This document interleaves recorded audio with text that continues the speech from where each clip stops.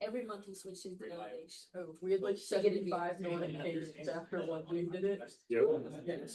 Wait, so It's like name one Nordic shot. it's the nominations of a Christian that I have never heard of. Like, I don't see how. And I'm like, I have a great memory, I've never. What are you talking about? If I. Then when he came with the. I'm like, what shows the wrong with the two? Seriously, he came to work with these. He said, "Oh, let me get it on back." And it's 6 months later. Like, I double check that. Because I don't think that's Christian. Honestly, that's not Christian. Nothing wrong with it. All right, guys, Amazon. let's get going. So we're assigning Labs 3 today. So busy week for you guys because it's this Friday. We'll be doing review tomorrow. So I just unpacked the stuff. I had to mess with the lab at the last minute because I wasn't satisfied with one thing and another. Hopefully I didn't mess it up. We'll see, because we're going to test it right now, talk about it and test it. So when you unpack what you get from Sakai, here it is, unpacked on my local machine. Let's take a look at the actual assignment, which is where I like to start. Now, this one's a little more verbose than I'd like. It's because people have had a problem in the past getting oriented to the actually very brief official description of the assignment. So I'll go over all of it. Hope you guys can read that back. Chris, maybe? Yeah. Okay, I'm going to read it anyway. Well, most of it. I'll read the important parts. Certainly the first paragraph. So what you're going to be solving is the so-called frozen lake problem. So you have a lake, and you have a starting point which you know, and you have a goal which you know, and you can take actions like you would expect: north, south, east, west. So okay, so we've done this before, except that it's a frozen lake, so it's very slippery. When you take an action, you may or may not end up where you wanted to go. Oh, there are also some holes in the ice, so if you end up there, well, you'll be starting again. Okay, that's the idea. This is a typical thing, not a trivial environment. This isn't rocket science either. This is a classroom scale, but not something you look at and immediately say, well, of course I know what the optimal policy is. At least I can. You can, you're smarter than me.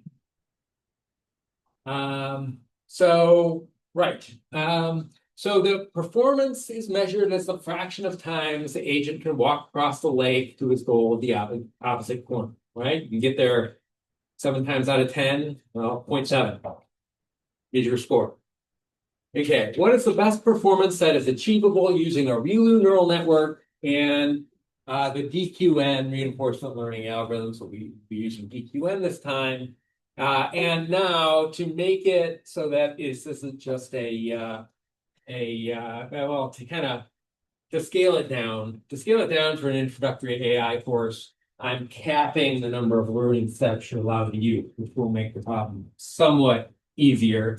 But let you focus more on exploring hyperparameters and stuff like that to find the best performance rather than, oh my God, I had an error in my run. It's been running for 3 days. It's all garbage. I need to start it again in the labs too.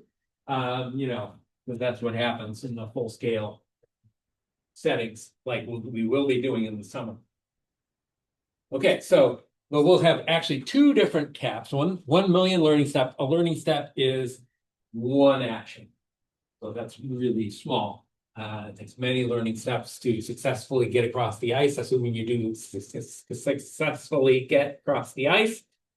And then, if that wasn't interesting enough, we'll also do it with an even shorter budget of learning steps. You might imagine that whatever hyperparameters make this work good might or might not be close to the ones that make that look good. You've got much less time to learn.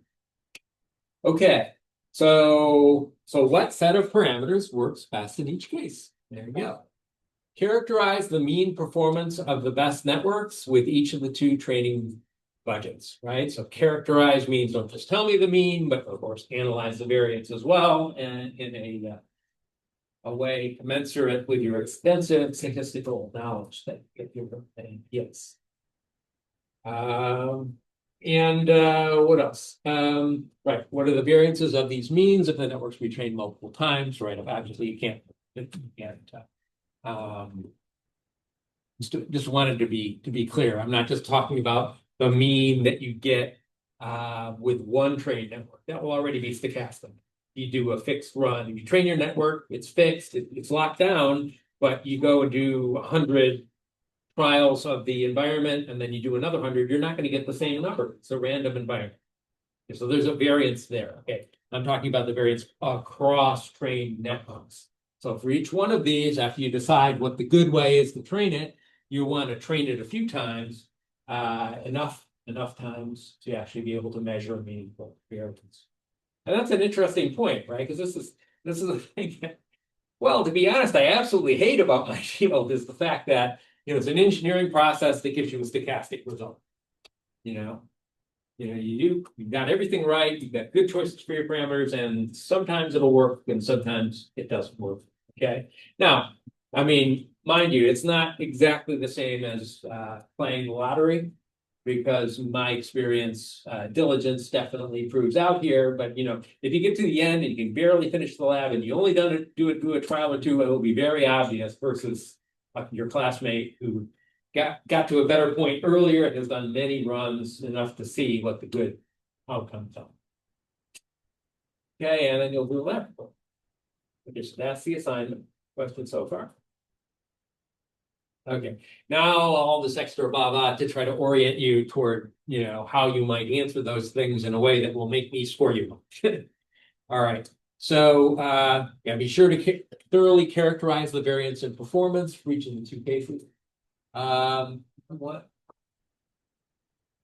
Austin, do you mind hitting the switches back there? Let's see if we can at least get that light dead in the center there out. This projector is bad even when I'm looking. Thank you. That's much better. Okay. Hopefully this.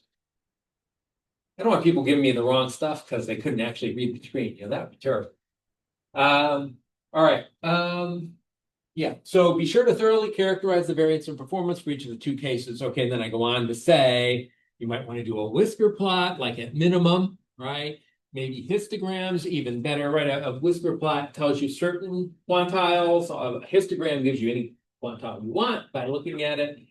So think about it and see what gives a good reflection of your work. Plots of evaluation performance over time would be nice to provide face validation that learning is working as expected, right? Hopefully the learning goes down. Hopefully it's local minimum-ish. Though the fact that I'm forcing you to stop at a certain point, I'm not actually sure what to be able to show there. But certainly we'd like to see some kind of decent behavior. It might be noisy. Reinforcement learning is often noisy. You do better, then you do worse, then you do better again. Okay. Yeah, you can do whatever you want with the code. And we're going to use a stable baseline 3. That's a library I'll be talking about. Their DQN function. It's got a number of arguments to it. I have never had the time to do what I'm asking you to do, which is actually go through and maybe experiment a bit with at least the important the parameters you believe are important, and see how they affect the outcome. But in particular, because of our time budgets, and normally the default choices of the parameters are pretty decent, but reinforcement learning, first of all, reinforcement learning problems are very various. Stable baseline doesn't know we're going to solve the frozen lake problem, right? And then also I'm throwing on top of that this wrinkle where the training runs are going to be short-ish. Yeah, it's a good domain to get some experience with hyperparameter optimization. Some more experience. And there's never such a thing as too much experience with that. It just is very important. As we continue to use neural networks going forward in all the varying applications where we use them, that's something that you're always going to need to be at least thinking about, even if you're not doing the work and you've got a flunky to get to do the brute engineering for you to check what they did. You still want to have experience. I'm very convinced. Okay, so I suggest that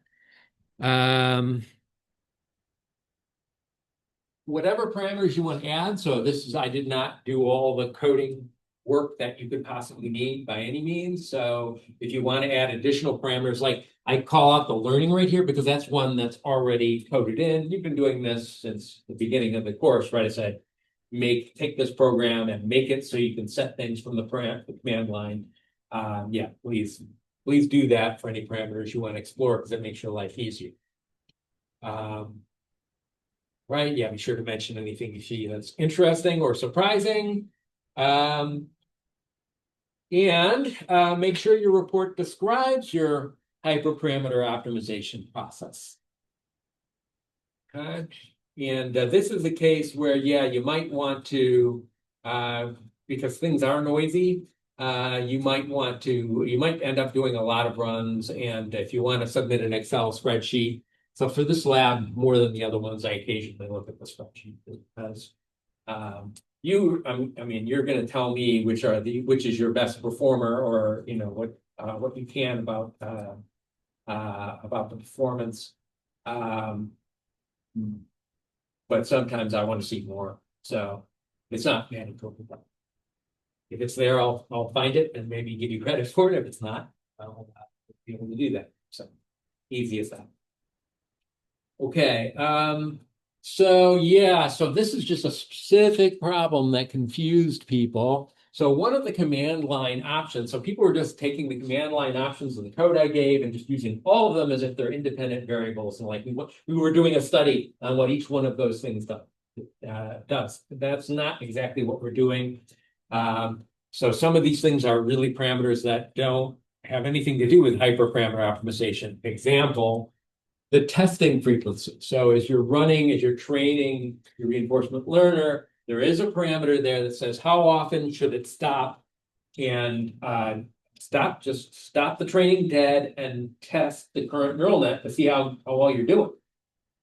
So you might want to see this to decide when you want to turn, well, in more complex examples, when you want to turn things off, or maybe you're just gonna plot this. This is going to be part of your performance over time discussion. Okay, so that's not something that deserves to be optimized, right? How often you do the testing. I mean, that just is either going to be very fine space, or it'll be big jumps between when you do the testing. Fine. However you decide to do it, it's going to affect your report and affect your ability to present data, but it's not something that should be optimized along with your other, the size of the neural net and the learning rate and other things like that. Clear? I was surprised how many people got confused by that. I'm not sure. Maybe I said something wrong in previous years, but it happened. All right. All right. And then even more stuff at the bottom here. So what I tend to do is with these, when I get your lab, I read through a good assortment of them, but not all, and not all front to back, but I'll read at least a couple of them front to back. And I start looking for what's differentiating, ones that are better, the ones that are worse. And then I make that into something of a rubric for myself, and then I kind of look through all your labs equally for those parameters. And so I don't know exactly what they'll be this time through, but these are ones that have come up in the past. So stuff like this. Did you well characterize the best performance for each training length? Well, that's kind of obvious. If you haven't done that, you're kind of in trouble. So I don't need to belabor that point. Yeah, so this is the case where if you just show me information in a diagram, I won't necessarily get what I want to see. And I think that isn't obvious, so it's good to have it up there. Right, so if you're showing the performance you do on 100K runs and your best performance, and you give me a whisper plot, well, the mean is there. Plus, the important quantiles are there. That's all very good, but if I want to compare yours to someone else's, I want a number. And how do I get a number out of me? Well, I can kind of get it by going over to the y-axis, and now it depends on my eyes and how sloppy I might be. So much better to go in addition to the whisper plot, give me a little table of numbers. Okay, some of you are already doing that, and that's always appreciated. Gives me the option. Usually, I like plots like most of you. Start with the plot. But then if I can't get everything I need from the plot, it's great to have the numbers. If I don't have the numbers, then if I'm really desperate, I'll dig through your Excel, but that won't happen. Most often I'll just be annoyed and take a point off. All right. So let's see. Okay. Yeah, this is a problem I know something about. So is your answer at least in a reasonable range? Again, it's stochastic, so I don't expect you to, exactly replicate the kind of errors I've seen in the past, but they should be in a reasonable range. It's good to summarize. That should be part of your summary in the final conclusion. What your mean was. Because that is the answer to your question. And so this is normally the mean, you're computing a mean along the way to answering some other question, which isn't about the mean. But here the whole question is about the mean. So you get to the end, that should be what you're summarizing, part of what you're summarizing.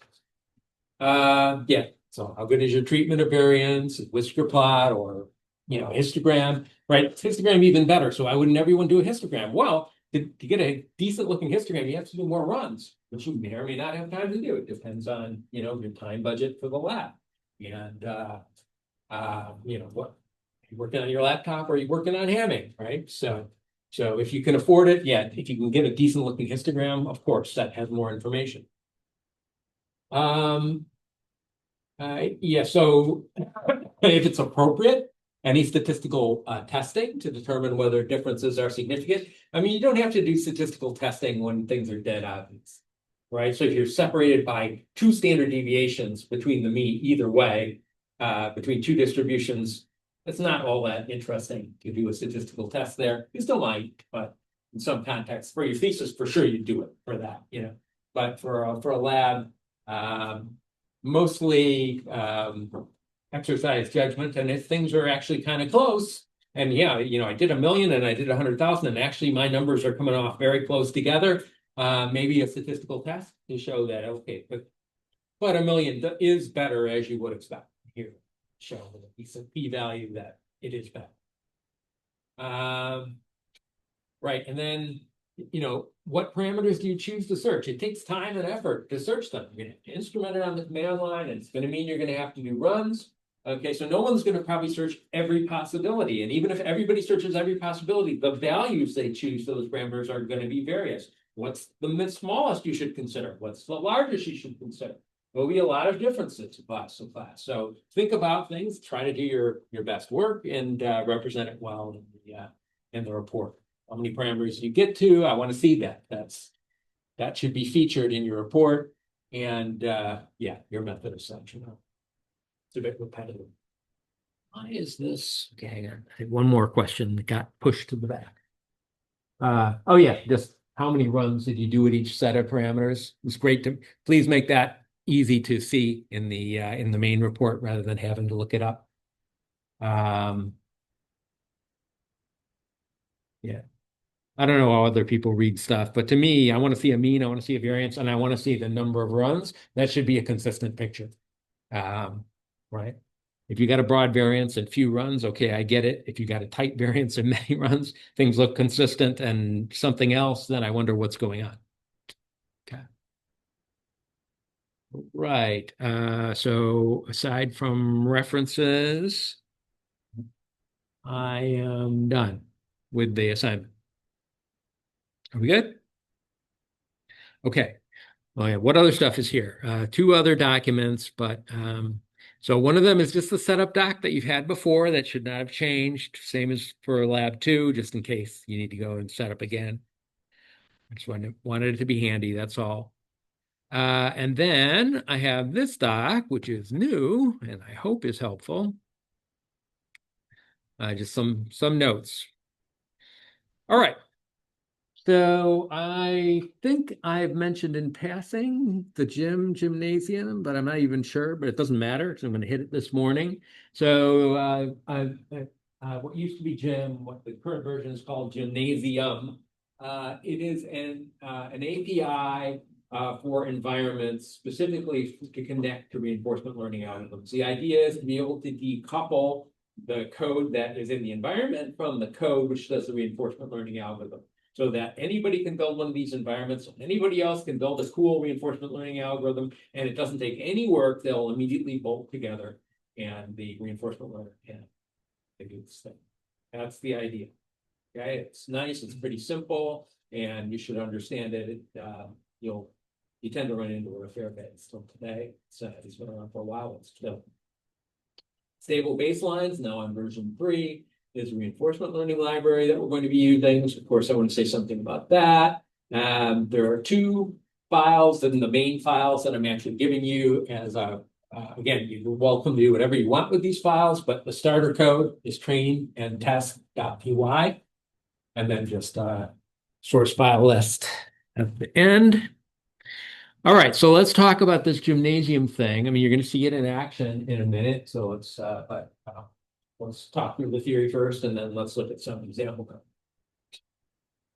All right, so it is a standard API, right? So what would you have to do? You want to make a standard API so that anybody can build an environment and provide it via this API to a reinforcement learner. So you would have to take actions. The reinforcement learner will say the actions, and then you need to figure out the new state and provide the observation of that state back to the reinforcement learner. And also the reward, and also some auxiliary information. Not a lot. Yeah.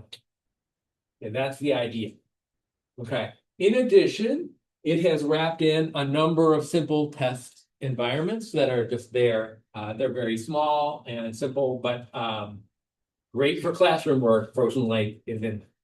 Okay, so that's what that's where if you want to know where the implementation of Frozen Lake is, that's where it is. It's amazing. All right. How big is this API? It's tiny. That's what I like about it. They didn't overstress anything, though there's more to it than's up here, just because think about all the different ways you could represent a state, or all the different ways you might represent an action. I mean, actions are, for our example here, and maybe for most of the ones you've thought about, we'll just an integer. It's fine for the actions. 1 is north, and 2 is east, and so forth, right? That's easy. But what if the action is a vector? What if it's a more complicated construct? So actually, the most complicated part of gymnasium and the least successful part of gymnasium is an infrastructure to go and describe the structure of an action and the structure of a state. So I say least successful because actually the sky is the limit in terms of what the structure of an action or an observation might need to be. And so therefore, it's kind of diminishing returns to start thinking, well, let's try to make it so anybody can do, you can't make it equally good for everybody. Yeah. So at that point, things start to break down. But if it's an environment that can just be represented as a matrix or a vector in terms of the observations of the state and an integer for the actions, it's great. And a lot of these simple environments are like that. And even some more complicated things, scaled down DoD problems are like that. Right. So it still has its value. Just, like many things, didn't 100% achieve its ambitions, but that doesn't mean it's worthless. Okay, so 3 calls here. To make an environment, you use the make call, okay? And you give it the environment name, and then it needs to be, the environment needs to be registered with the software so it knows what environment you need, so it knows how to construct it. So something like Frozen Lake, it knows because it's built in. Okay, and then there are some optional arguments. You'll see that in the code in a minute. That produces your environment. Boom, here's an object. It represents your environment. Okay, great. How do I use it? Okay, first thing you do is you reset it. Okay, when you reset it, that returns an observation. So that's your first observation that you can use to feed your reinforcement learner to say, okay, this is the observation, pick an action. Okay? All right. All right, so the reinforcement learner picked an action. Now what? Okay, now you call the step function and pass in the action. And what you immediately get back is the new state. Okay, the observation, right, in case it's partially observed, right? So whatever you're allowed to know, and then often this is the full state. But if you're playing poker, you don't expect that to tell you the deck, right, the dealer's deck. Shouldn't tell you that, but tells you what you're allowed to know. It gives you any reward that you got or zero otherwise. Okay. It tells you if you've terminated. Terminated means you came to the legal end of the game. Okay. The normal way. It tells you separately if you truncated. So things like frozen lake, it's ice. You know, what's the maximum amount of time it could take you to go from one end to the other? It's unbounded because you can end up sliding back and forth in the middle. Okay, so there is like a timeout. I forget, it's a ridiculous number, like 100 actions or 200 actions or something like that. If you go that far without, without dying and without getting to the end, it just truncates you. Okay, there it is. And it's a lot of fuss about nothing. This all used to be one thing, but now they made it two things, so now I have to explain. So there we go. There's also an info field, which is the last field. Oh wow. Okay. But info is may have information about debugging. Mostly you just don't have to look at that. Unless you're doing something special. All right. So let's look now at the link. So this is going to so there's a company called Forama, which now owns the Gymnasium API. So this is the frozen lake example. Here's the holes in the ice, right? Here's the goal. Okay. It's telling you things. You really won't have to get deeply into this. This is the part of the API I didn't describe, how you characterize what an action is, how you characterize what a state is. I think that'll just be obvious for you. This is the name, Frozen Lake V1, or maybe we're on V2. I forget. We'll see in the code. All right. And how does this work? There are two different versions. There's a 4x4 environment and the 8x8. We're doing the more difficult one, the 8x8. It's not necessarily slippery. You can turn the slipperiness of the ice on and off. So there's an is slippery argument. We can expect in the make function. We should see that. Let's see, the observation space.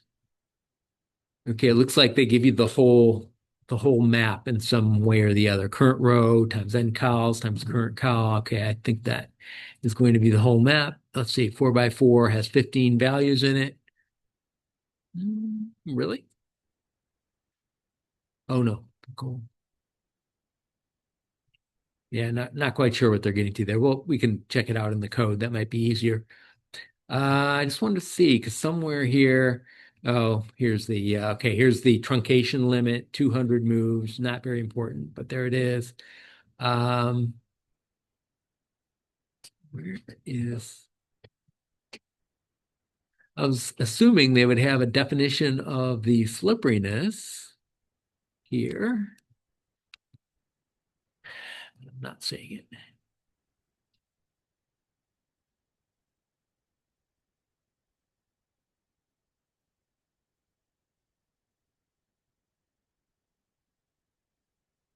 All right, here we go.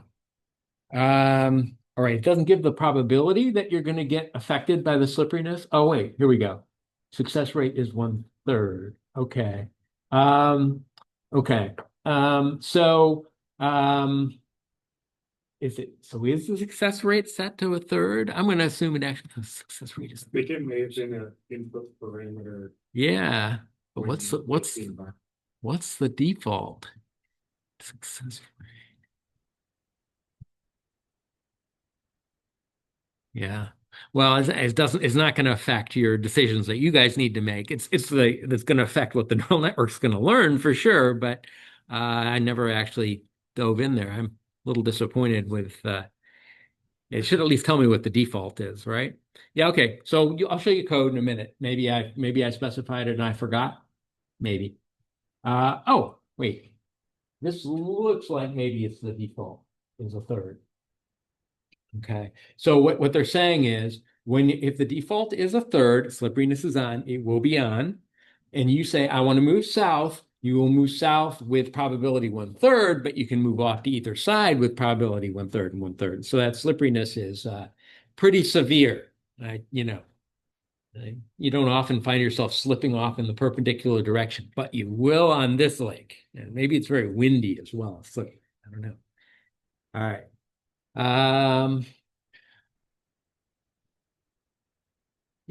All right.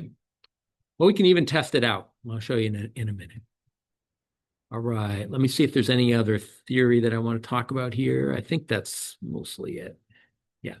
All right. So let's actually look. There's some code to let us play around with this. So I'm going to go to the next phase here. I'm going to get over on Hamming because I expect that just for your own sanity, you want to exercise the Hamming muscles as much as possible. So let me ship over there.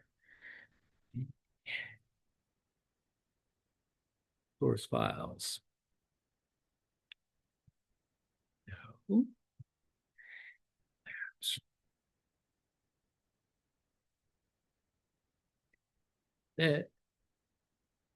Okay. All right, so this should show up in my upper directory here. Did it? I don't know that it did.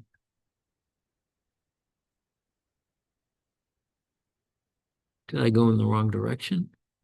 Lab 2 old. Oh, you know what? Maybe put it in my yeah, okay.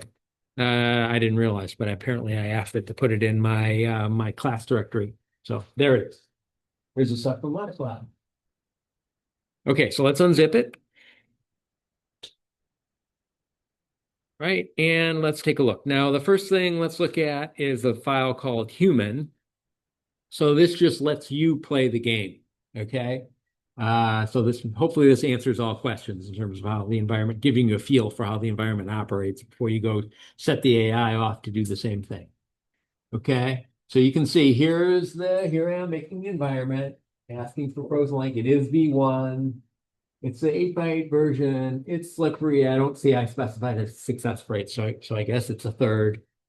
Okay. And then what we have down here is I don't know, a bunch of things I'm probably not going to use. So I'm going to play it as a person. Okay, I do a reset. You see it also gives info as an additional return value from the reset, but the most important thing is the optimization. Okay, and then what am I going to do here? I would presume okay.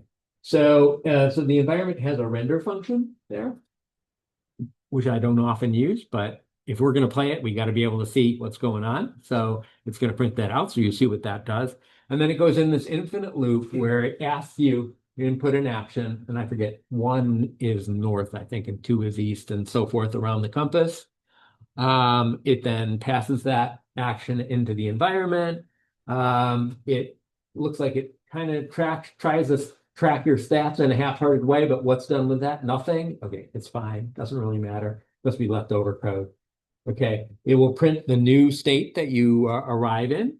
Okay, and then if you're done, so done is uh-oh. So that's because done is now called terminated. So done is terminated or truncated. Okay, so we're good. So if we're done, then it will reset the environment again. So it'll just keep playing forever. Okay, let's get on a compute node as a good Hamming citizens. Not that they would even notice if this tiny thing is running on the submit node.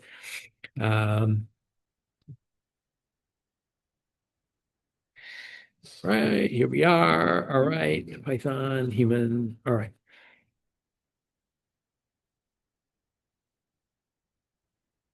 All right, so there's my 8x8 map. There's me. Okay, here's frozen ice. H is our holes, G is the goal.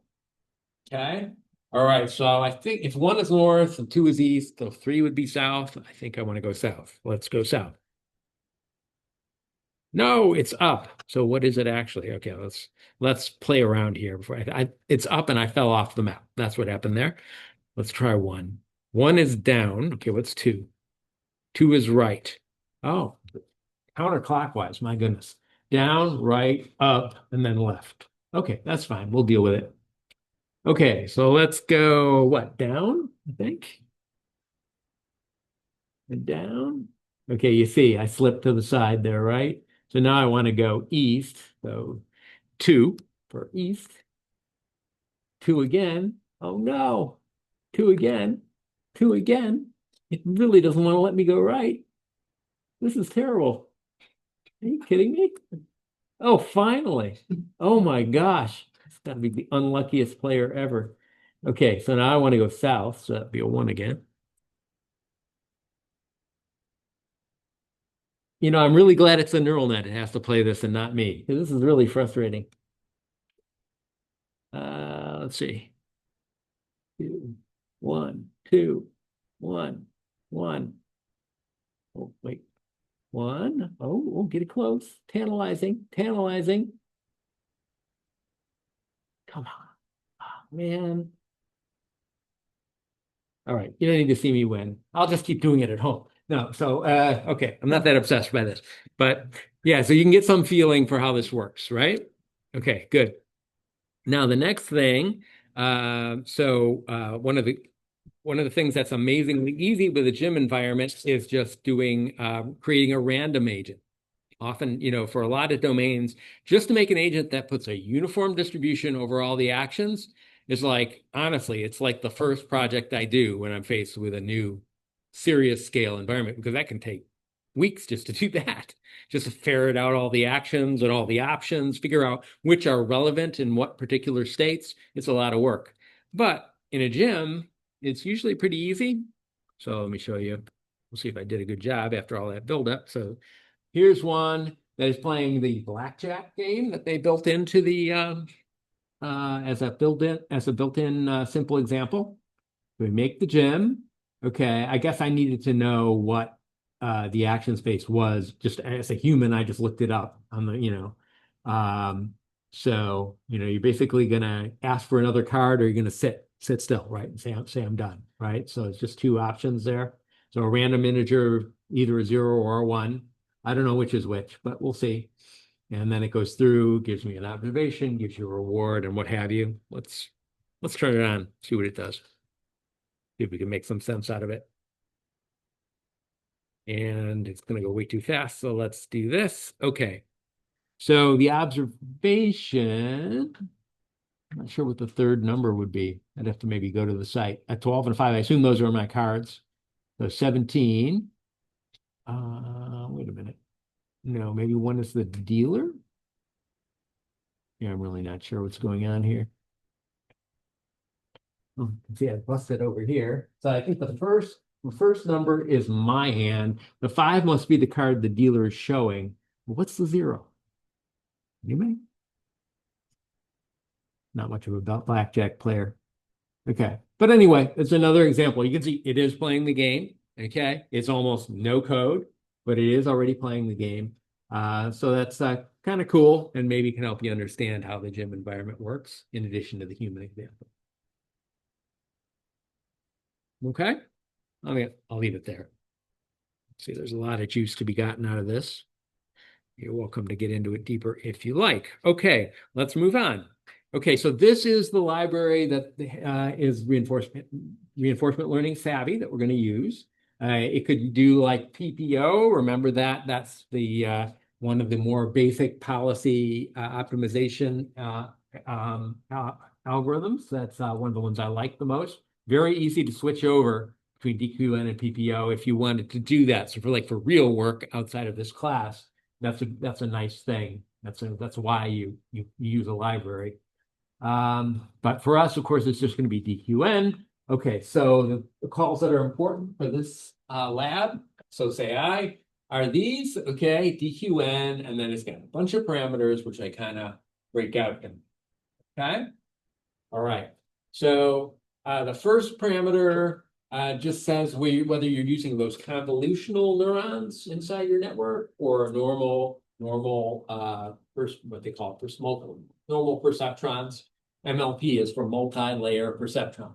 Okay, that's a really old name, and I'm not sure it's really appropriate. But anyway, that's what it is here. You don't need to mess with that. Don't mess with that. It won't break you. Okay. And then the name of our gym, not the name, but the actual gymnasium environment, which we have created by a call to make, as you've seen already. Okay, then what's policy keyword arguments. That's what QARGs are. Keyword arguments. It's got 2 things inside. That's, I think, a dictionary. It's got 2 things inside. One tells all the layer sizes. shows how many layers you want the neural net to have and the layer sizes. That's the most important one. And then just the activation function. Well, I told you to use ReLU, so again, it's another thing you should not. Okay. And then the learning rate. Now, there are other parameters. We will look at them in a minute.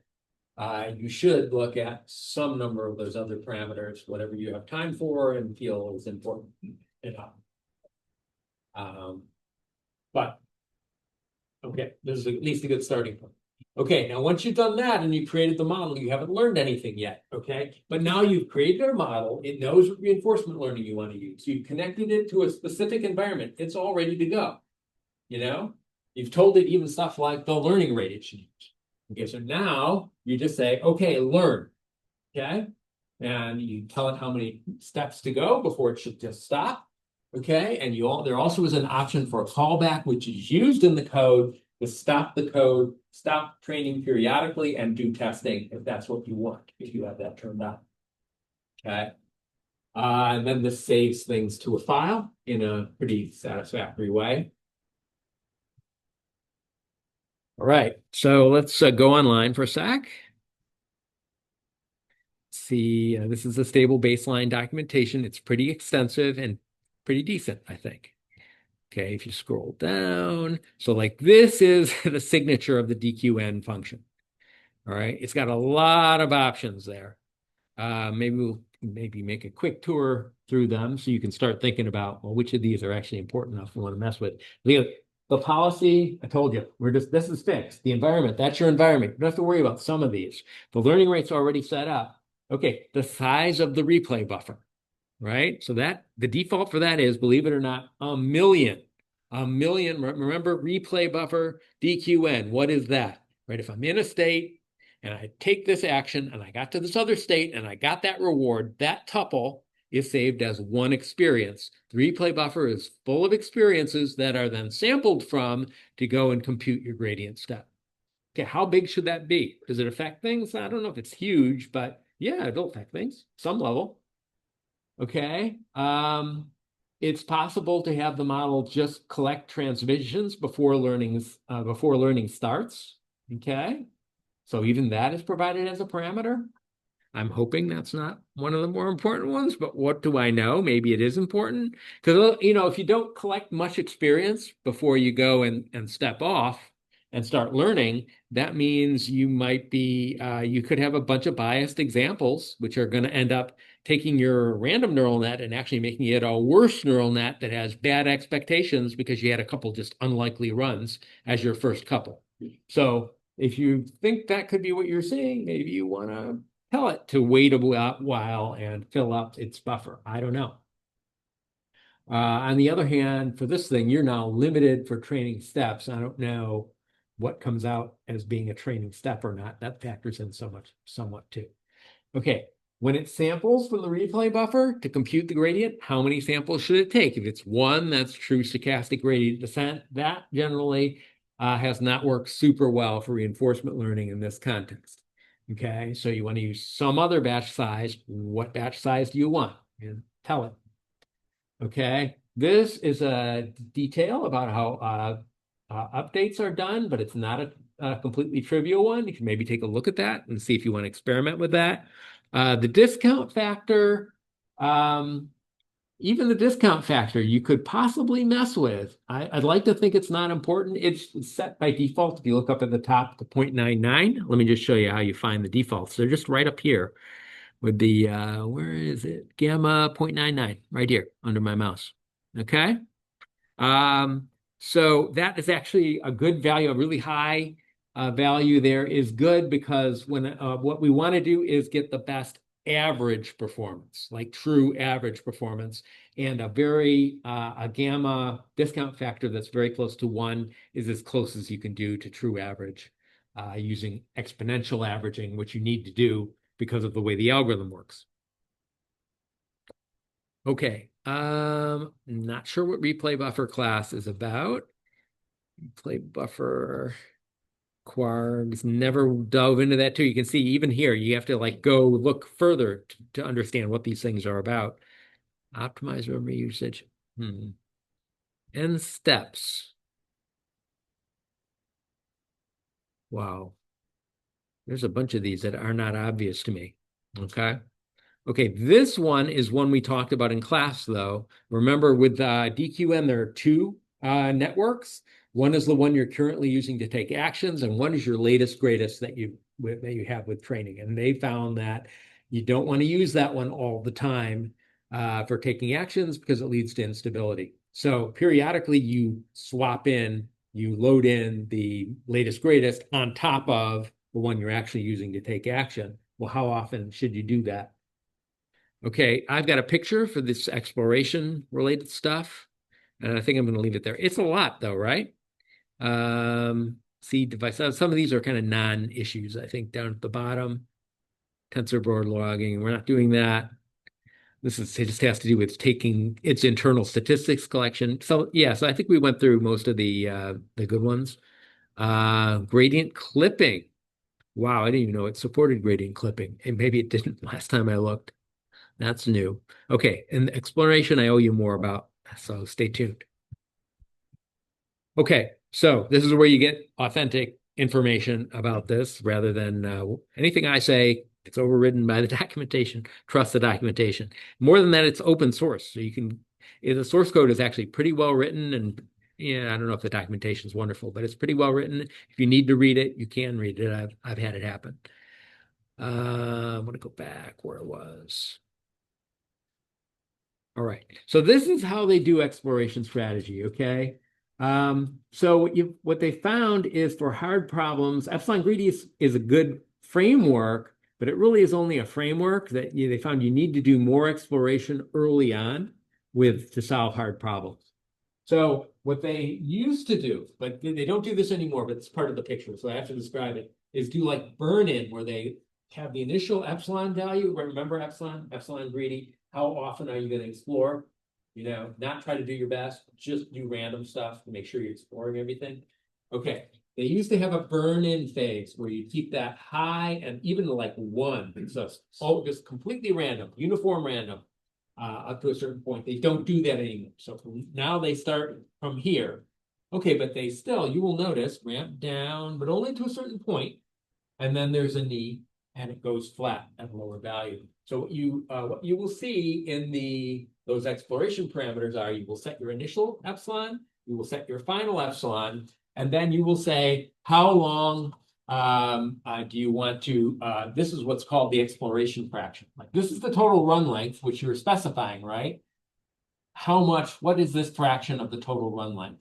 Right, so here you can see this might be, 6/7 or, who knows, some fraction like that, right?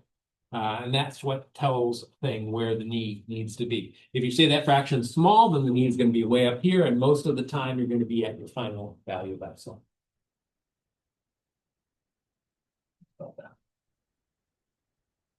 Okay, would it affect things? Yeah, maybe. Okay, so the actual files that I'm giving you to start with, the important ones are train and test. Okay, train just takes these arguments as it stands. You tell it training steps. So this would be where you put your 100K or 1 million. Okay. Test frequency, right? Do you want it to stop for testing? If you're not going to look at those values, then use a -1. Don't waste the time and stop for testing that you don't want to see. Okay. But otherwise, you could say every 1,000 steps, stop and test.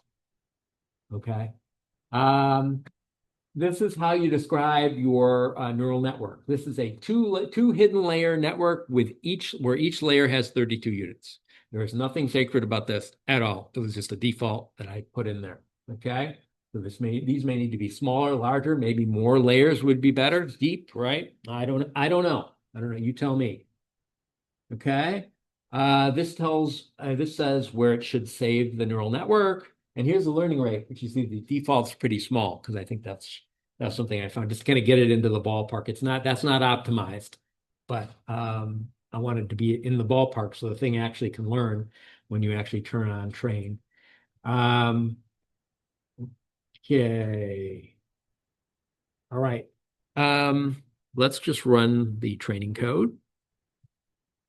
Nope, not there. Okay, let's do here. Python train.py. Again, this is just going to do 2,500 training steps, which is almost nothing. Okay, there you go. Not very interesting, but it should have created yeah, there it is, DQN Lake neural network. Okay, more interesting if I turn on some testing. Okay, so if you're doing it interactively, maybe test frequency of -1 is not what you want, but maybe let's say every 500, let's stop and test. Okay, now I'm not really happy with this output, but you see what it's doing here. It tells you something about the episode length, so it's like immediately falling into a hole. You might see that there. It tracks the mean reward. I'm not sure. I'm surprised it's smart enough that you can say anything was a new best. Yeah, so it actually it actually made it across the ice a couple times after almost no training. So that's kind of interesting because this neural network is probably pretty junky at this point. But this should give you plenty of information, and you can feel free to just make this exactly as you want it, whatever data. This is the only purpose of this is to give you data they could use to like show a time clock, something like that. Just convince yourself that this thing just was completely broken. Okay. And then once you do that, convince me that it's not completely broken. Okay, so that's that. And then when you're all done and you got your neural network there, you can do test.py.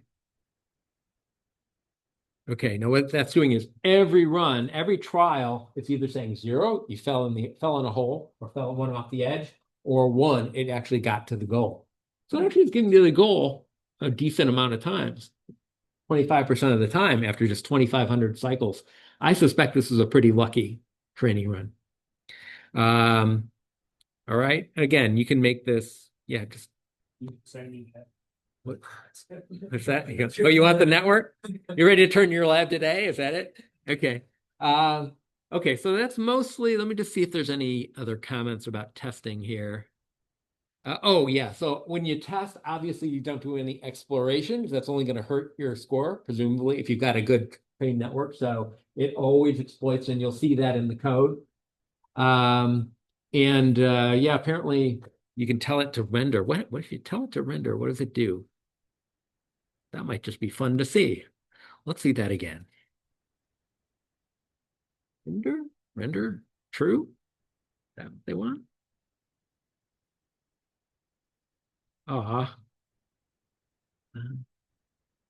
Yeah. Oh, okay. I think it's just render. Nah, not working. Yeah, that's fine. I think that would just be for fun anyway. You could probably get it on since you see the render function does do something because we used it in the human.py. Okay, I am out of time. Parting shots. All right, good luck with this. I hope you can find some time this week just to at least like get the wheels start turning rather than saying, oh, got to study for the test now. And then like many days from now, what did he say about the software again? He said something about it. I don't remember.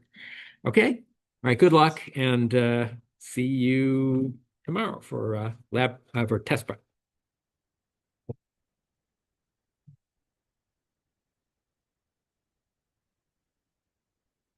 Yeah, it's Yeah. it's Did it kind make of- sense what I said? Yeah, I just wanted to make sure. Okay. Is it just the subject, or did you read the entire thesis proposal? I think I read the entire thesis proposal. Yeah. And just change the subject and Well, so I'm not, what am I asking you? Yeah. Just saying you're going to study out of distribution performance, but doesn't tell me anything. Okay, if you say I'm doing out of distribution performance, on what? Well, I'm going to train on dogs and I'm going to use it to detect spies that have penetrated the military. Okay, you can't actually do that. Yeah.